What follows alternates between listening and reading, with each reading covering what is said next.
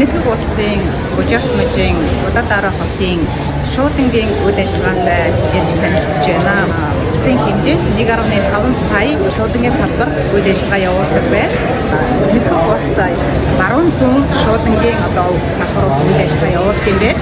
За энэ Гужаалтмажид мөн бас 2 төв шуудан үйл ажиллагаа явуулж байна. За нэгдүгээр улс бол 10 минутын хүрээлтийг хийдэг юм байна. Монгол шуудангийн төлөөлөл болж захирал камера дахин шуудангийн салбарын дарга мөнгө зуул за өмгөө ангаас шуудангаа төлөөлж энийг энэ хүү Удаатараа хотод бас ирж шуудангийн үйл ажиллагаатай танилцж байна.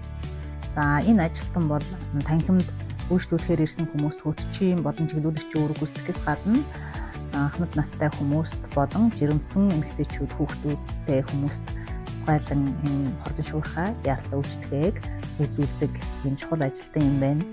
Энэ ажлын орон тоог бол энэ байгууллагын дарга нь санаачилж бий болгосон гэж тайлбарлаж байна лээ.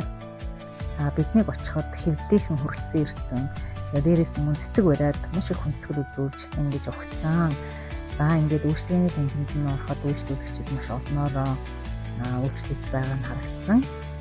Дээрээс нь шуудангийн салбарын дарга нар нь удирдлагууд нь бүгдээрээ л ажлаа танилцуулж маш одоо хүндэтгэлтэйгээр ингэж хандсан. Ингээд Удаатараа хотын шуудангийн байгууллагын хүмүүстэй уулзаж харилцсан одоо бас туршлага судлаж ингэж яваад ирлээ. Эднийг ахалж авсан тамираа захирлын хувьд бол орос, англи, турк хэлтэй олон орны хүмүүстэй ямар нэгэн асуудалгүй ойлголцож байгааг харах бас бахархмаар байлаа.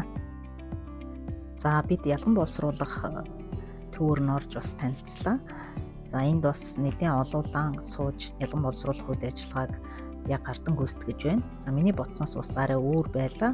Яагаад гэвэл хүн амынхаа тоогоор нэгдүгüрт жагсдаг шуудангийн том системтэй юм улс учраас автомат технологи нэвтэрсэн байхаа гэж би бодож байсан боловч үгүй байлаа. Манай Монгол шуудангийн хувьд бол нийслэлтэй ялган боловсруулах төв дээрээ автомат одоо ялган боловсруулах технологиг нэвтрүүлэн ажиллаж эхлэдэг байгаа. За энэтхэг болсон шуудан бол засгийн газрынхаа харьяа нэгжид хамаарагдаж ажилчдын төрийн албаагчийн харьяанд ажилдаг байна. За Монгол улсын шуудан бол тийм биш байгаа. За хоёр улсын шуудангийн бид бас бие биедээ хүндэтгэл үзүүлж элэг дурсгалын зүйл солилцсон байгаа. Бидэнтэй хамт сайхан хоол идэж хоолныхоо соёлтой танилцуулсан. Гадаад харилцаагаа хөгжүүл